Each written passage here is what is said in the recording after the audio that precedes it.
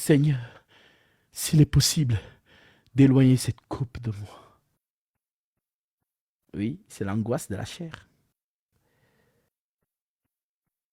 Alors il dit, toutefois, non, ma volonté, mais que ta volonté s'accomplisse. Ésaïe 46, 9 à 10. Souvenez-vous de ce qui s'est passé dès les temps anciens, car je suis Dieu, et il n'y en a point d'autre. Je suis Dieu et nul n'est semblable à moi. J'annonce dès le commencement ce qui doit arriver, et dès longtemps ce qui n'est pas encore accompli. Je dis, mes arrêts subsisteront et j'exécuterai toute ma volonté. Alors oui, la volonté est sortie. Elle doit s'accomplir. C'est ce que Jésus vous disait. La loi, les psaumes et les prophètes n'ont parlé que de moi. Dans la loi dit que je vais mourir. Les prophètes disent que je vais mourir. Les psaumes disent que je vais mourir. Alors je ne peux pas changer ça. Je suis là pour accomplir les Écritures. Voilà pourquoi, même si charnellement j'ai peur, toutefois, non ma volonté, mais que ta volonté. Quelle volonté? Les Écritures se fassent. C'est pourquoi lorsque Jean a vu Dieu, Jean dit, c'est pas moi qui dois te baptiser, c'est toi qui dois me baptiser. Qu'est-ce que le Seigneur a dit? Le Seigneur dit, laisse faire pour que les Écritures s'accomplissent. Jean, il ne faut pas bouger l'Écriture. Donc Jésus-Christ lui-même, le premier modèle, voilà, il s'appelle fidèle. Apocalypse. Ton nom est fidèle et véritable. Il est fidèle à sa propre parole. Mais toi, tu dis que tu es chrétien. Reste stoïque à la parole. Le roc, c'est Jésus-Christ. C'est que l'Écriture dit, c'est ce que je fais. C'est que l'Écriture ne dit, je n'improvise pas. Que Dieu te bénisse, mon frère, pour ton offrande. Tu as certainement été touché par la parole. Le Seigneur met dans ton esprit de faire cette offrande pour prendre ta bénédiction. Alors, conformément à sa parole, que celui à qui l'on enseigne la parole fasse part de tous ses biens, celui qui l'enseigne. Ne vous y trompez pas, ne se moque pas de Dieu. Ce qu'on aura semé, le moissonnera aussi. Pour relire à Matthieu 10, l'ouvrier mérite sa nourriture. En entrant dans la maison, saluez-la. Si la maison se juge digne, que votre Père vienne sur elle. Et si la maison ne se juge pas digne, que votre Père retourne avec vous. Tu en es digne, car ce que tu as donné, je vais manger. Comme les 3 hommes ont mangé chez Abraham, et la bénédiction est entrée dans sa demeure. Alors que par cette offrande, le Seigneur t'accorde ce que ton cœur désire. Lui qui connaît tes prières et tes doléances, et qu'il déverse sur toi ses dons spirituels. Au nom de Jésus-Christ, mon frère, sois abondamment béni.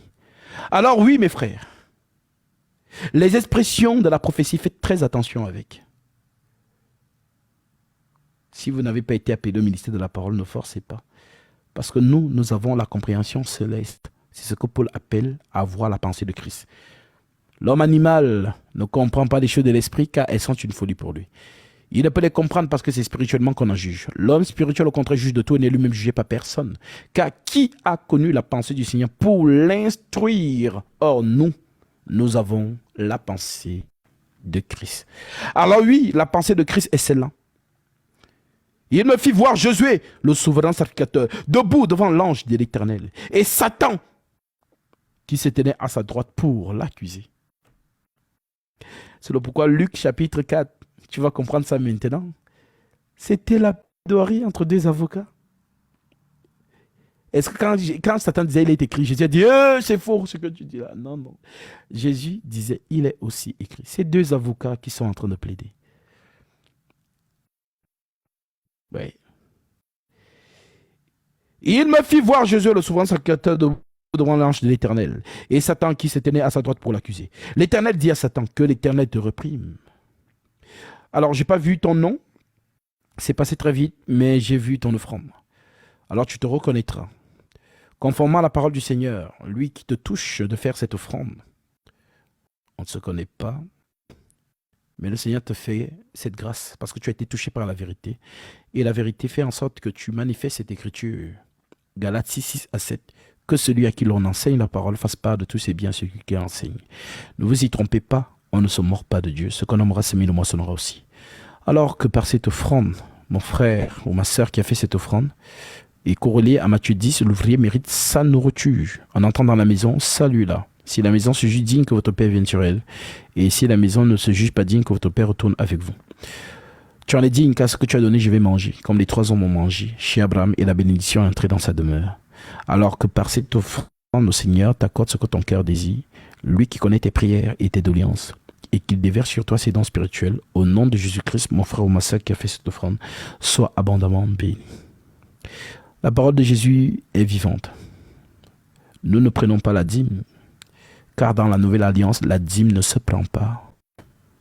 Voilà pourquoi aucun apôtre n'a prélevé la dîme dans une assemblée des saints ou chez un disciple.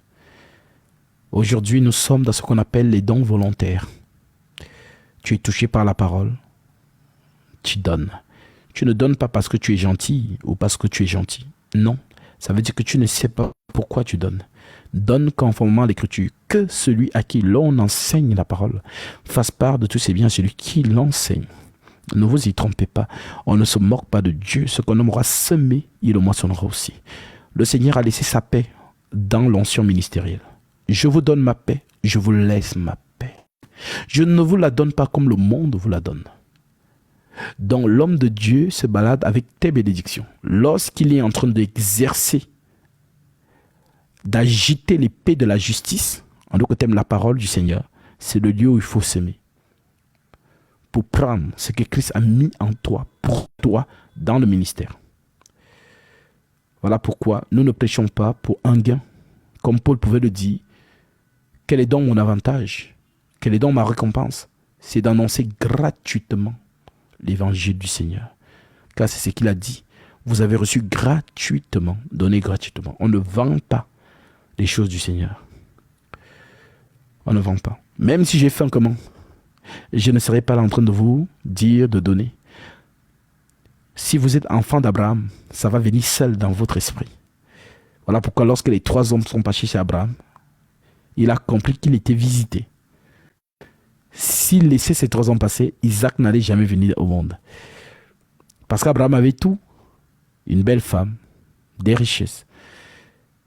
Mais il lui manquait une seule chose, qu'il désirait plus que toute autre chose, un fils.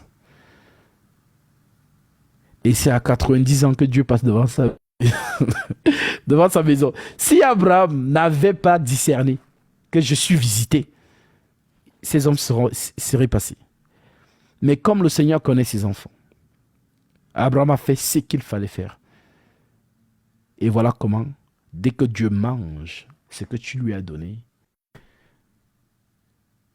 c'est direct, il te donne aussi. Oui. Après avoir mangé, il a dit à Abraham, où est Sarah ta femme? Que Dieu te bénisse pour ton offrande. Tu as certainement été touché par la parole et Seigneur met dans ton cœur de faire cette offrande pour prendre ta bénédiction. Alors, conformément à sa parole, que celui à qui l'on enseigne la parole fasse part de tous ses biens, celui qui l'enseigne, ne vous y trompez pas. On ne se mord pas de Dieu, ce qu'on homme aura semé, il le moissonnera aussi. Corrélé à Matthieu 10, l'ouvrier mérite sa nourriture. En entrant dans la maison, celui-là, si la maison se juge digne, que votre Père vienne sur elle. Et si la maison ne se juge pas digne, que votre Père retourne avec vous. Tu en es digne, car ce que tu as donné, je vais manger, comme les 3 hommes ont mangé chez Abraham, et la bénédiction est entrée dans sa demeure. Alors que par cette offrande, le Seigneur t'accorde ce que ton cœur désire, lui qui connaît tes prières et tes doléances, et qui déverse ses dons spirituels en toi. Au nom de Jésus-Christ, mon frère ou ma sœur qui a fait cette offrande, sois abondamment béni. Donc oui, l'écriture de Matthieu 10, Jésus fait référence à Genèse 18. L'ouvrier mérite sa nourriture. Que Dieu te bénisse, je ne vois pas tout ton nom, mais tu te reconnaîtras. Le frère, je pense Franck de la Suisse, que Dieu te bénisse, car tu as été touché par sa parole et il met dans ton esprit de faire cette offrande. Alors conformément à sa parole, tel qu'il le dit lui-même, ces paroles que je vous ai dites sont esprit et vie. Alors que par cette parole qu'il a déclarée au travers du Saint-Esprit, à travers l'apôtre Paul, que celui à qui l'on enseigne la parole fasse part de tous ses biens, celui qui l'enseigne. Ne vous y trompez pas, on ne se moque pas de Dieu, ce qu'on aura semé, le moissonnera aussi. Corrélé à Matthieu 10, l'ouvrier mérite sa nourriture en entrant dans la maison, celui-là. Si la maison se juge digne, que votre Père vienne sur elle, et si la maison ne se juge pas digne, que votre Père retourne avec vous. Tu en es digne, car ce que tu as donné, je vais manger. Comme les 3 hommes ont mangé chez Abraham, et la bénédiction est entrée dans sa demeure. Alors que par cette offrande, le Seigneur t'accorde ce que ton cœur désire, lui qui connaît tes prières et tes doléances, et qui déverse en toi ses dons spirituels. Au nom de Jésus-Christ, mon frère, sois béni. Et tel que je vous le disais, le Seigneur a disposé sa paix dans le ministère. Ça veut dire que quand vraiment vous êtes touché par la parole, vous allez voir que ça vient en vous. On ne force pas. On ne force pas. Les faux hommes de Dieu forcent. Voilà pourquoi ils vous imposent tout genre de joug. On vous manipule avec la dîme qui n'est plus du temps actuel. Parce que c'est là qu'ils font leur chiffre d'affaires. Et tel que Paul l'a dit dans 1 Corinthiens chapitre 9, avant de revenir dans Zacharie, 1 Corinthiens 9, 11, l'apôtre Paul nous dit: si nous avons sémé parmi vous des biens spirituels, est-ce une grosse affaire si nous moissonnons vos biens temporels? Si d'autres jouissent de ce droit sur vous, n'est-ce pas plutôt en nous d'en jouir?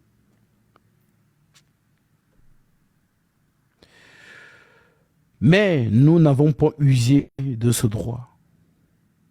Au contraire, nous souffrons tout afin de ne pas créer d'obstacles à l'évangile du Christ. Ne savez-vous pas que ceux qui remplissent des fonctions sacrées sont nourris par le temple? Que ceux qui servent à l'autel ont part à l'autel. De même aussi, virgule, le Seigneur a ordonné, c'est un ordre de Jésus-Christ, oui. Le Seigneur a ordonné à ceux qui annoncent l'évangile de vivre de l'évangile. C'est ça l'expression, l'ouvrier mérite sa nourriture. Alors, Paul continue en disant: pour moi, je n'ai usé d'aucun de ce droit. Et ce n'est pas afin de les réclamer en ma faveur que j'écris ainsi, car j'aimerais mieux mourir que de me laisser enlever ce sujet de gloire.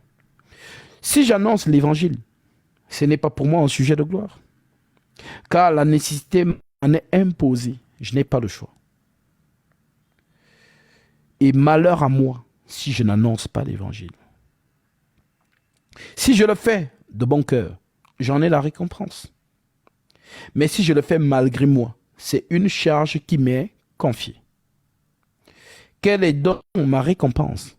C'est d'offrir gratuitement l'évangile que j'annonce, sans user de mon droit de prédicateur de l'évangile. Ça veut dire que l'enseignement, nous n'enseignons pas parce que nous avons espoir qu'on nous donne quelque chose. Non. Nous enseignons pour que les âmes soient sauvées. C'est ça notre seul objectif. Car nous sommes ouvriers avec Christ. Donc si tu ne me donnes pas, malgré que je me tue à la tâche à travers que le Seigneur, ne t'inquiète pas, un païen, un corbeau, le Seigneur l'utilisera pour me bénir, pour que je puisse manger du pain et boire un peu d'eau. Et le Seigneur donnera à ce païen la bénédiction. Souvenez-vous de ce qui s'est passé entre David et Uza et Onan. Le Seigneur réside dans sa parole. Si te dit c'est, ne dis pas c'est se dit. Le Seigneur avait dit que seuls les Lévites devaient toucher et porter les ustensiles du tabernacle. Alors un jour, les bœufs portaient l'arche de l'alliance et il y a eu un faux pas. Alors, l'arche de l'alliance a commencé à s'incliner pour tomber. Alors Uza, qui était à côté de l'arche, a eu un bon réflexe humainement. Que, l'arche veut tomber, il faut empêcher l'arche de tomber. Uza a touché l'arche de l'alliance. La foudre l'a pris direct. Dieu l'a foudroyé. Il est mort sur place. Cela a énervé David que quoi? Mais quelqu'un veut aider. Quelqu'un veut aider. Toi, tu le tues. David s'est fâché contre Dieu. Et David a dit, non, l'arche là n'entre pas dans mon palais. Il a laissé l'arche. Et qui a pris l'arche? C'est une personne du peuple qui a dit,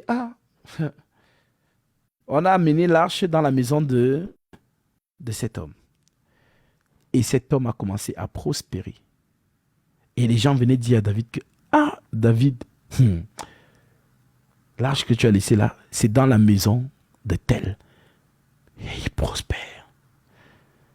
Quand David a entendu ça, il a couru venir chercher l'arche pour qu'on ramène l'arche dans le palais. Pour dire quoi?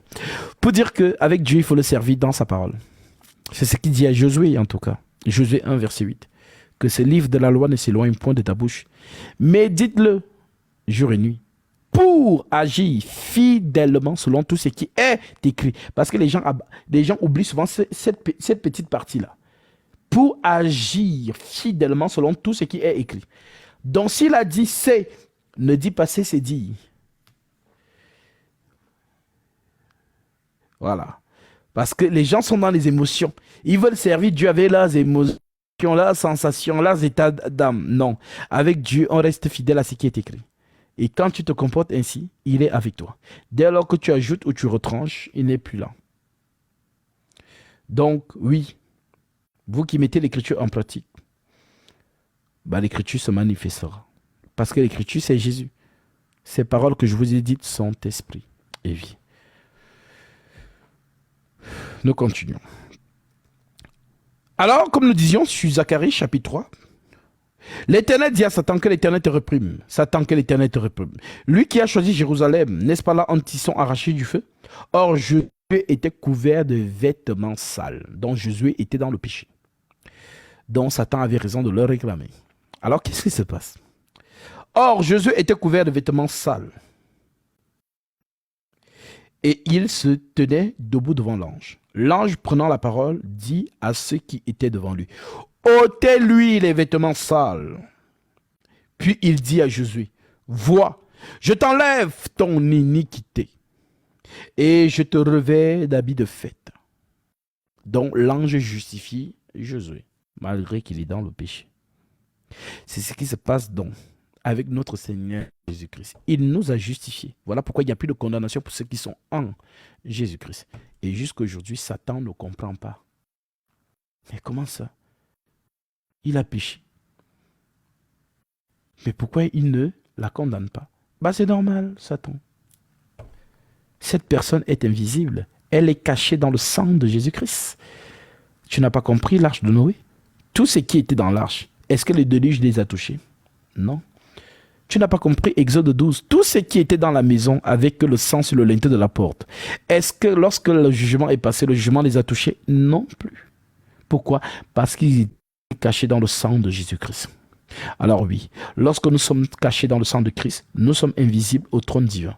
Voilà pourquoi l'Écriture dit donc, heureux l'homme à qui le Seigneur ne se souvient plus des péchés. Voilà la puissance du sang du Christ. Ce sang qui nous justifie, qui nous purifie, qui nous pure, qui nous blanchit, conformément à Daniel 12, verset 9. Alors, l'expression donc droite de Dieu veut dire colère, veut aussi dire intercession. Voilà pourquoi vous retrouvez Jésus dans ces positions. Ce n'est pas qu'il y a un Dieu quelque part, Jésus est assis à sa droite. Non. La droite de Dieu, c'est Jésus qui manifeste sa colère ou qui intercède. J'espère que vous avez compris. Il ne le fait que répéter les trucs écrits dans la Bible, tirés de la maths avec les 72 commandements. Toto. Marni Toto. Si tu veux dire quelque chose, il faut monter. Je sais que tous les faux hommes de Dieu cachés en faux profil, je sais que vous m'écoutez toujours en faux profil. Marcelo, je sais que tu me suis beaucoup. Oui, mais vous ne pouvez pas monter avec vos vrais profils parce que vous estimez trop grand. Mais je sais que vous m'écoutez. J'ai appris que tu emploies maintenant les thèmes saine doctrine qui n'étaient pas dans ta bouche. Tout ça parce que tu me suis. J'ai appris que tu t'es repenti du faux parler en langue que tu demandais à tes disciples de parler. C'est bien. Je sais que vous me suivez tous. Mais ne vous inquiétez pas. Que vous le vouliez ou pas, vous allez fléchir devant la vérité. Parce que le Seigneur élève qui il veut élever. Et ce n'est pas l'homme qui l'élève, il n'élève que sa parole. Voilà. Donc, ça ne sert à rien de vous cacher en faux profil, en fait. Si vraiment c'est la vérité qui vous importe, alors vous allez mettre vos honneurs de côté. La plupart des faux hommes de Dieu ne montent pas sur ce live. Pourquoi? Parce que s'ils montent, les fidèles vont venir. Et si le fidèle vient voir comment son soi-disant homme de Dieu est enseigné conformément à la parole, ils vont tous se ranger vers la vérité. Voilà pourquoi les pharisiens ne voulaient pas que le peuple écoute Jésus. Ils voulaient tout faire pour le discréditer. Mais la vérité triomphe toujours. Donc, le Seigneur connaît ses enfants. Nous ne sommes pas là pour le nombre de personnes. Nous sommes là pour ceux que le Seigneur connaît. 2 Timothée 2,12 et 19. Néanmoins, le solide fondement de Dieu reste debout avec ses paroles qui lui servent de sceau. Le Seigneur connaît ceux qui lui appartiennent. Et quiconque prononce le nom du Seigneur, qu'il s'éloigne de l'iniquité. Le Seigneur connaît ses enfants. Et c'est lui qui connaît qui est en train d'écouter en ce moment. Certainement, au fond de toi, tu avais des questions. Tu es passé au hasard dans ce live et tu as reçu des réponses à tes questions. C'est Dieu qui t'a invité, c'est pas moi. Moi, je monte inspiré de lui, mais c'est lui qui a rendez-vous avec ses enfants. Voilà comment les choses de Dieu se passent. Tout ce que j'ai baptisé, c'est de cette manière. Ils passaient, ils ont écouté, ils ont été touchés, ils sont venus prendre leur baptême conformément à la Sainte Doctrine. Et la plupart, c'était... mon père spirituel, c'était Marcelo jusqu'à ce que je t'écoute. Et j'ai dit vraiment gloire à Dieu parce que pour arracher à ces hommes des fidèles, franchement, si ce n'est pas l'Esprit Saint, non. Parce que ils ont tous dans la bouche, daddy, c'est mon daddy spirituel, c'est mon ceci, c'est mon cela. Mais la vérité triomphe toujours. C'est ça l'essentiel. Alors, j'espère que vous avez compris et je vais insister dessus. Le Seigneur nous amènera dans une autre dimension pour que vous compreniez les choses. Je vous ai prêché sur le 666. Je vous ai révélé qui est Gabriel, qui est Michael.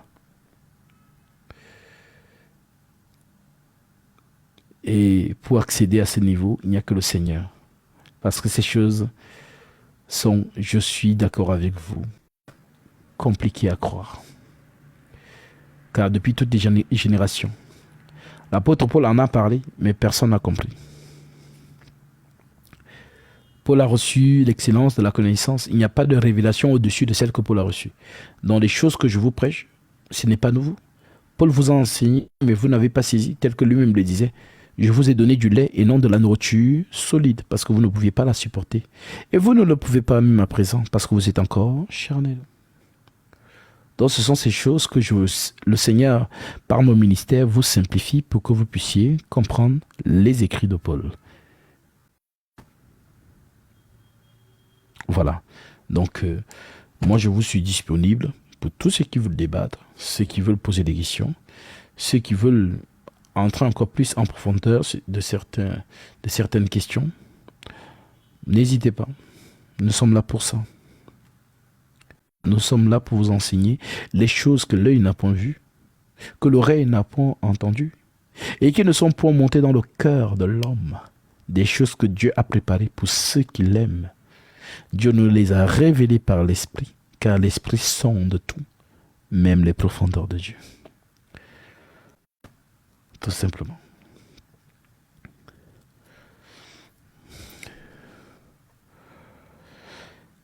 Amen, effectivement. Depuis que le Saint-Esprit est dans l'Église, c'est le temps de la révélation. Effectivement. Effectivement. Bientôt, mon frère Ludo, on va prendre notre baptême. Toi aussi, mon frère Annie. Que le Seigneur nous dispose les circonstances. Priez vraiment beaucoup parce que l'année 2024, vraiment, c'est encore une grande année où nous allons gagner beaucoup d'âmes avec le Seigneur. Voilà, les enfants de Dieu doivent revenir. Le Seigneur arrive pour prendre son église, Maranatha.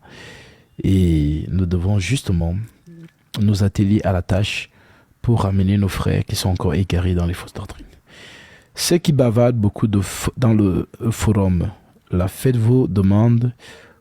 Effectivement, je sais, ils sont toujours dans les commentaires. Montez, montez, on va vous écouter. On va vous écouter, tout simplement. Voilà. Comment devenir enfant de Dieu? Alors, il n'y a pas un schéma. La condition pour devenir enfant de Dieu, c'est la parole. L'Écriture dit, la foi vient de ce qu'on entend, et ce qu'on entend vient de la parole de Christ. Et l'Écriture dit aussi que nul ne peut lui être agréable s'il n'a pas la foi. Donc, pour que tu aies la foi, il faut que Christ te la donne. C'est lui, Luc 24, 45. Il a ouvert l'esprit pour qu'il complisse les Écritures. Donc, si tu entends la parole et que tu comprends, le Seigneur te donne l'accessibilité pour que, ayant compris cette parole, tu viennes manifester la compréhension de cette parole dans les eaux du baptême pour naître de nouveau. Et la naissance a 3 étapes. L'esprit, l'eau et le sang. Et les 3 sont d'accord. 1 Jean chapitre 5 verset 7. Voilà donc pourquoi nous naissons par la parole. Nous naissons par l'eau du baptême et nous naissons par le Saint-Esprit. Ce sont les 3 éléments que Jésus-Christ va citer à Nicodème. Si un homme ne naît d'eau et d'esprit, il ne peut entrer dans le royaume des cieux. Donc, je vais te lire cette écriture.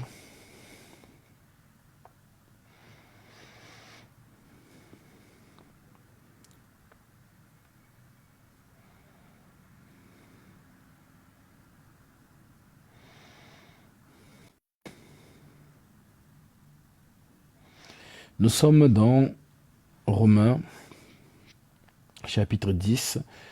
Je prends le verset 10. Et que tu dis, car c'est en croyant du cœur que nous qu'on parvient à la justice. Et c'est en confessant de la bouche qu'on parvient au salut, selon qu'il est écrit. Selon ce que dit l'Écriture, quiconque croit en lui ne sera point confus. Il n'y a aucune différence, en effet, entre le juif et le grec, puisqu'ils ont tous un même Seigneur, qui est enrichi pour tous ceux qui l'invoquent. Car quiconque invoque le nom du Seigneur sera sauvé. Comment donc invoqueront-ils celui en qui ils n'ont pas cru? Et comment croiront-ils en celui dont ils n'ont pas entendu parler? Et comment en entendront-ils parler s'il n'y a personne qui prêche? Et comment y aurait-il des prédicateurs s'ils ne sont pas envoyés? Selon qu'il est écrit, qu'ils sont beaux les pieds de ceux qui annoncent la paix, de ceux qui annoncent de la bonne nouvelle. Mais tous n'ont pas obéi à la bonne nouvelle. Aussi Ésaïe dit-il, « Seigneur, qui a cru à notre prédication ?» Ainsi la foi vient de ce qu'on entend. Et ce qu'on entend vient de la parole de Christ. Voilà mon frère, pour ta question.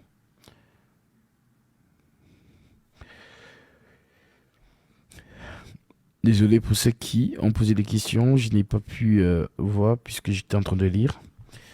Mais j'espère vraiment que vous êtes bénis. Vous êtes bénis par ces prédications et que votre connaissance augmente. Shalom mon frère Jean. Et vraiment, profitez-en pour éprouver les esprits. Ne soyez pas dans les émotions et ne suivez pas un homme par habitude, mais vérifiez-le toujours à la lumière des Saintes Écritures. La dernière fois, j'ai beaucoup fait des vidéos dessus, où ceux qui suivent Marcelo, Lorsqu'il a prêché le faux parlant langue, tout le monde applaudissait. Lorsqu'il s'est repenti, que oh non, l'enseignement là c'était faux, vraiment, voilà, repentons. Tout le monde a applaudi. Donc, vous voyez ici que ce sont des aveugles qui suivent un aveugle. Ça veut dire que lorsqu'il a prêché le faux, oui, il a prêché le faux, mais tu étais où pour vérifier les Écritures que c'est ce que tu dis là, ce n'est pas écrit. L'Écriture ne le dit pas ici. L'Écriture dit s'il n'y a point d'interprète, que l'on se taise dans l'Église. Personne ne lui a dit ça. Mais les gens ont applaudi. Donc, vous comprenez donc que ces gens ne suivent pas les Écritures. Ils suivent l'homme. Ils suivent l'homme. Et c'est ça le danger. Large est la porte, spacieux le chemin qui mène à la perdition. Il y en a beaucoup qui entrent par là. Tout simplement. Voilà mes frères et sœurs. J'espère que le Seigneur vous a parlé.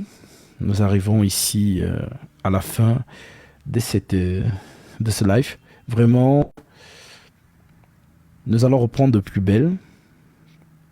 Et vraiment, que le Seigneur vous bénisse encore, tous les frères et sœurs de par le monde.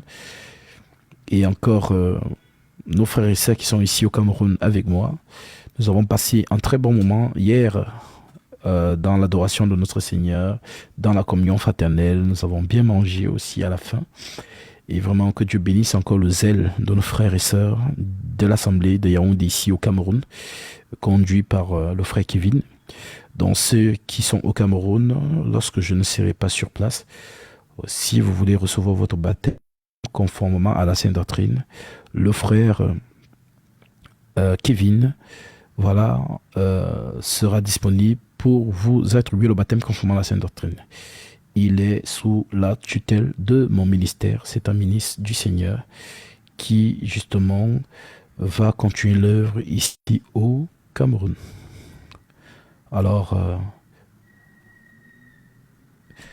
que le Seigneur le fortifie dans cette œuvre, que le Seigneur, voilà, le fortifie vraiment. Parce que lorsqu'on porte l'épée de la justice, comme je lui ai toujours répété, tout le monde peut retourner dans le monde, sauf nous.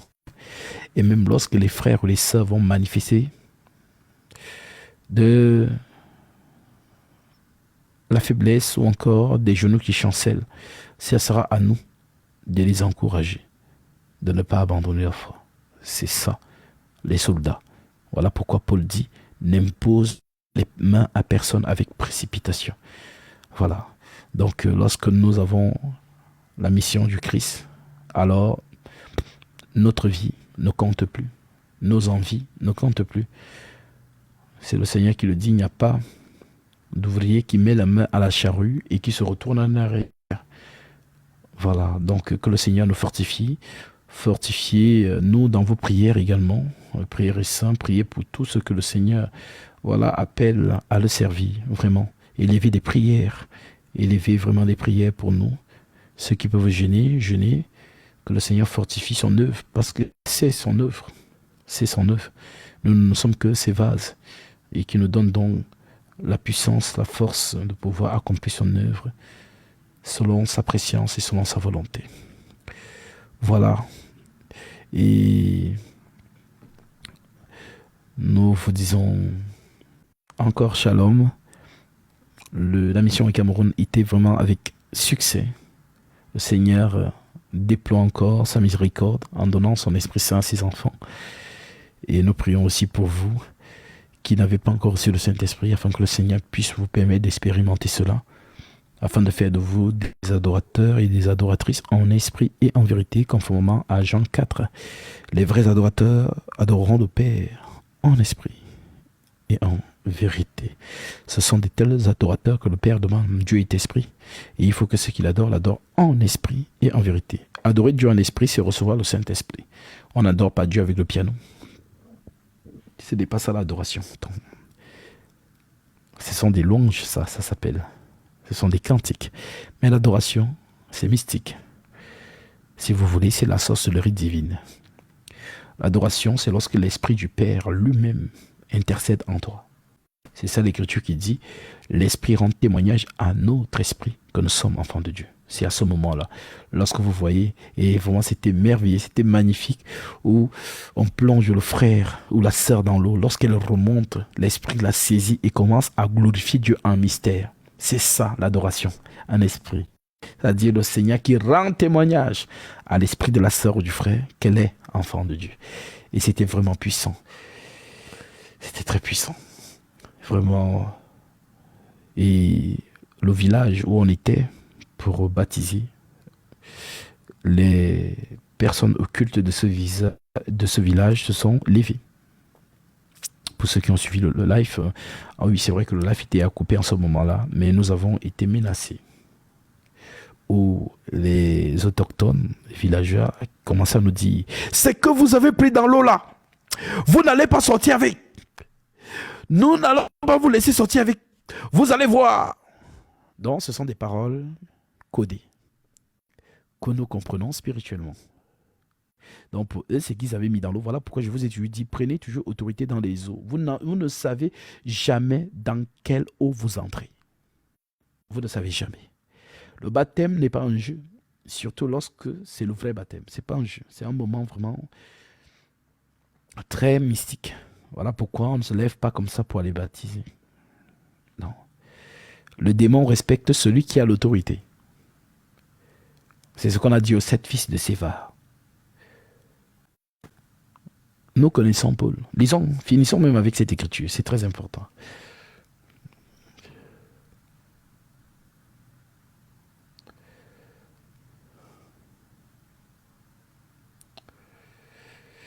Nous sommes ici dans Acte 19, je prends le verset 14, l'écriture dit « Quelques exorcistes, juifs ambulants, essayèrent d'invoquer sur ceux qui avaient des esprits malins le nom du Seigneur Jésus.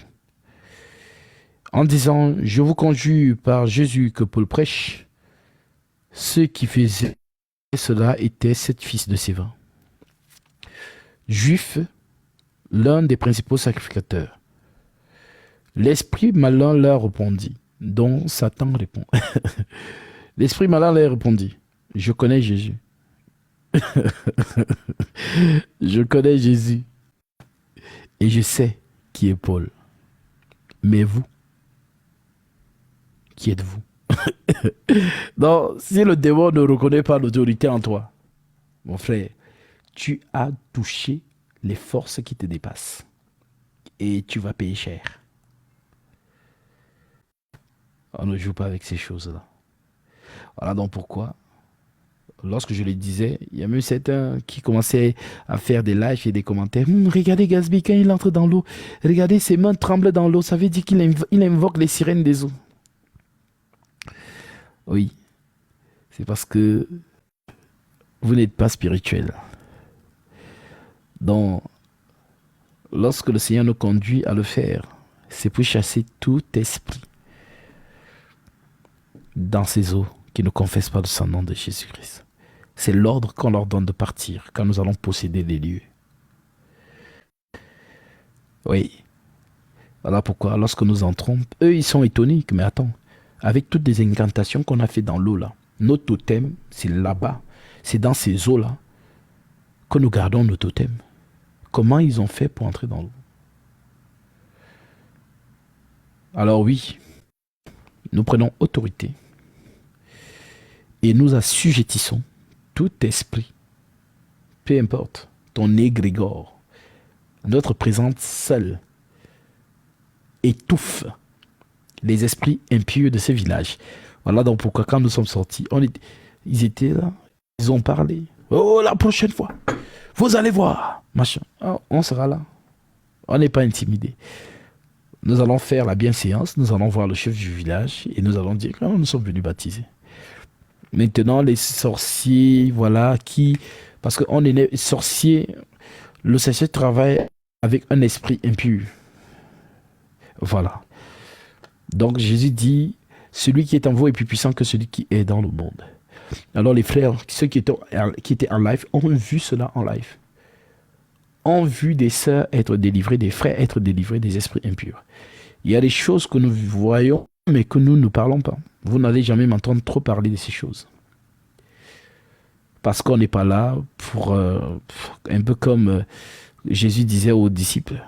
Oh Seigneur, Seigneur, les démons nous sont soumis. Jésus dit, ne vous réjouissez pas de ce que les démons vous sont soumis, mais réjouissez-vous parce que vos noms sont écrits dans le livre de vie.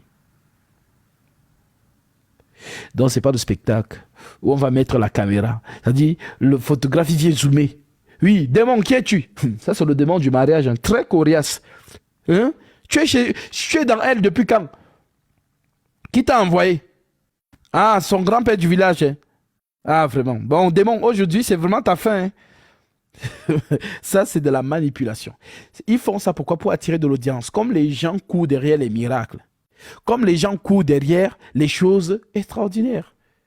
C'est pas nouveau. Les fils de Simon le magicien, acte chapitre 8. Voilà, c'est pas fini, ces choses-là. On dit que Simon était la star de la Samarie. Tout le monde l'écoutait. Parce qu'il les avait longtemps étonnés par ses actes de magie. Alors aujourd'hui, c'est de la publicité, le culte de l'image, le culte de la personne. Et quand les gens voient ça, surtout aux États-Unis, ça abonde ce truc-là. Ici en Afrique, au Congo, en Côte d'Ivoire, tout ça. Ne soyez jamais impressionnés par ces choses. Le Seigneur vous a dit, Matthieu 7, ce n'est pas tout ce qui me dit Seigneur, Seigneur, qui entreront tout dans le royaume des cieux, mais celui-là seul qui fait la volonté de mon Père qui est dans les cieux. Et le Seigneur dit encore, plusieurs me diront en ce jour-là, Seigneur, Seigneur, n'avons-nous pas chassé les démons en ton nom? N'avons-nous pas fait beaucoup de miracles par ton nom? N'avons-nous pas prophétisé par ton nom? Alors je leur dirai ouvertement, je ne vous ai jamais connu. Retirez-vous de moi, vous qui commettez l'iniquité. Dans le miracle, ou chasser les démons, ou les prodiges, ou toutes ces choses-là, ce n'est pas ça qui doit t'impressionner. Ce qui doit t'impressionner, est-ce que la personne est sur le roc? Parce qu'il y a ce qu'on appelle le miracle mensonger. Le miracle mensonger, c'est ce que faisait Simon le magicien. Et le vrai miracle, c'est ce que faisait Philippe. Car il prêchait la parole et cela a été accompagné des miracles. Mais lui, il prêche le faux, mais il fait les miracles. Mais toi, tu ne comprends pas que tu es devant Satan, c'est un miracle mensonger. La personne est aveugle. Lui, il est aveugle. Maintenant, lui, c'est un faux homme de Dieu qui prêche le faux. Maintenant, il impose les mains à cet aveugle, l'aveugle voit. Et toi, tu dis, ça, c'est l'onction. Non, c'est un vrai homme de Dieu. J'ai vu moi-même. La personne, c'est un aveugle. Il a posé les mains, il voit. Voilà comment les gens sont attirés donc par ces choses. C'est-à-dire, eux ne regardent pas l'écriture. Et ils regardent le miracle. C'est le miracle qui les intéresse. Donc, si la personne ment dans les écritures, ou tord les écritures, ça c'est secondaire. On cherche l'onction. C'est une erreur monumentale. L'écriture d'abord, ensuite le miracle. C'est ce qu'on appelle miracle mensonger et miracle de la vérité. Le vrai miracle est celui qui est posé sur le roc. Le faux miracle est celui qui n'est pas posé sur le roc. Satan aussi se déguise en ange de lumière. Quand vous voyez des statuettes pleurer le sang dans le Vatican, vous pensez que c'est quoi? Vous voyez comment les gens voyagent pour aller voir ces phénomènes. Vous voyez de l'huile sointée des mains de la statuette. Les gens viennent poser des bouteilles. Ils prennent de l'huile. Ce sont des miracles mensongers. Oui. Et des milliards, des millions de personnes, exactement, les Padre Pio. Quand tu vois ça, tu dis non. Quoi, Gasby? Non. J'avais une maladie, la maladie est partie. Non, c'est un vrai homme de Dieu. Tu ne peux pas enlever de la tête de cette personne que la personne là, c'est un faux homme de Dieu. Tu ne peux pas. Je vais lire cette écriture. Je vais terminer par là. Nous sommes dans Actes chapitre 8. Verset 9, l'Écriture dit, il y avait auparavant dans la ville un nommé Simon, qui se donnant pour un personnage important, exerçait la magie et provoquait l'étonnement du peuple de la Samarie. Tous, depuis le plus petit jusqu'au plus grand, l'écoutaient attentivement et disaient: celui-ci est la puissance de Dieu, celle qu'on appelle la grande. Ils l'écoutaient attentivement parce qu'il les avait longtemps étonnés par ses actes de magie. Mais quand ils eurent cru à Philippe, qui leur annonçait la bonne nouvelle du royaume de Dieu, et du nom de Jésus-Christ, hommes et femmes se firent baptiser. Simon lui-même crut, et après avoir été baptisé, il ne quittait plus Philippe, et il voyait avec étonnement les miracles et les grands prodiges qui s'opéraient. Vous voyez? Donc, ce qu'ils faisaient, si toi tu étais en leur temps, et que tu disais aux gens de la Samarie que non, Philippe, Simon le magicien, c'est un faux homme de Dieu. Ce qu'il fait là, c'est la magie. Les gens allaient te dire: tu es jaloux. Tu mens. C'est un homme de Dieu, il a la puissance. Tu ne vois pas comment il fait tomber les gens. Les gens allaient te dire ça. L'histoire se reprête. Alors, c'était quoi l'identité dans spirituelle de Simon? Continuons la lecture. Les apôtres qui étaient à Jérusalem, ayant appris que la Samarie avait reçu la parole de Dieu, ils envoyaient Pierre et Jean. Ceux-ci arrivaient chez les Samaritains, priaient pour eux afin qu'ils reçussent le Saint-Esprit, car ils n'étaient encore descendus sur aucun d'eux. Ils avaient seulement été baptisés au nom du Seigneur Jésus. Alors Pierre et Jean leur imposaient les mains et ils reçurent le Saint-Esprit. Lorsque Simon vit que le Saint-Esprit était donné par l'imposition des mains des apôtres, il leur offrit de l'argent en disant: accordez-moi aussi ce pouvoir, afin que celui à qui j'imposerai les mains reçoive le Saint-Esprit. Mais Pierre lui dit: que ton argent périsse avec toi, puisque tu as cru que le don de Dieu s'acquirait à prix d'argent. Il n'y a pour toi ni part dans cette affaire. Il n'y a pour toi ni part ni lot dans cette affaire, car ton cœur n'est pas droit devant Dieu. Répands-toi de ta méchanceté et prie le Seigneur pour que la pensée de ton cœur te soit pardonnée, s'il est possible. Car je vois que tu es dans un fiel amer et dans les liens de l'iniquité. Donc c'est un fils de la perdition qui se donnant pour un personnage important dans le peuple samaritain. Et c'est ce que nous voyons aujourd'hui. C'est-à-dire, il y a des gens qui exercent la magie, l'astrologie, la divination, mais les gens disent que non, ce sont des hommes de Dieu, ils ont l'onction. L'histoire se répète. Parce que lorsqu'on lit les Écritures, on se dit que les gens étaient bêtes. Mais nous sommes dans l'histoire. L'histoire se répète. Quand Noé criait que venait monter dans l'arche, les gens disaient que c'est un fou. Maintenant, toi, tu es dans ton temps. Si c'est moi, Noé, comment tu saurais? Donc tu es aussi en train de faire la même erreur que ces gens au temps de Noé. C'est ça, ce qui a été, c'est ce qui est et c'est ce qui sera. Il n'y a rien de nouveau sous le soleil. Je suis le Noé de ton temps. Et il n'y a que Jésus-Christ qui peut te le révéler.